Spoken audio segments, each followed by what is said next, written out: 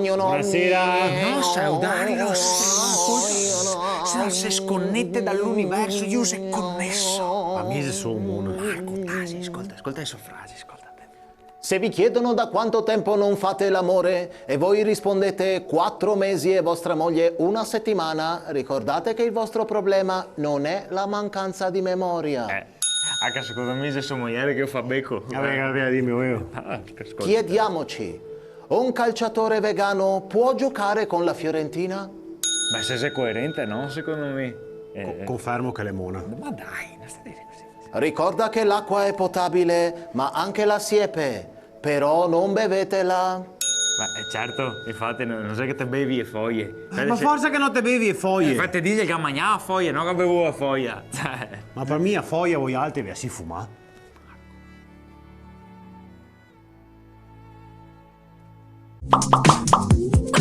Vedete Duilio e Ines, io insisto sul fatto che per ravvivare la vostra coppia voi avete bisogno di passare del tempo insieme, fare delle esperienze. Che so, vi piace viaggiare? Ma sì, dottore, a me mi piace viaggiare. E io non mi piace, io sono dei 30 anni che mi porta sempre in ferie nel stesso posto, ma è una roba diversa. Io ho detto, compriamo quei voli aerei qui che costa poco, che i voli di Bofrost, andiamo all'estero a fare un giro all'estero. Dottore, la convince che andare all'estero non serve. Perché uno deve andare all'estero? Ma perché non le piace andare all'estero, Duilio? Mi ascolta, mi scusa. E ora, te parli e nessuno te capisce. Te spendi un mucchio da sky e te mangi da schifo.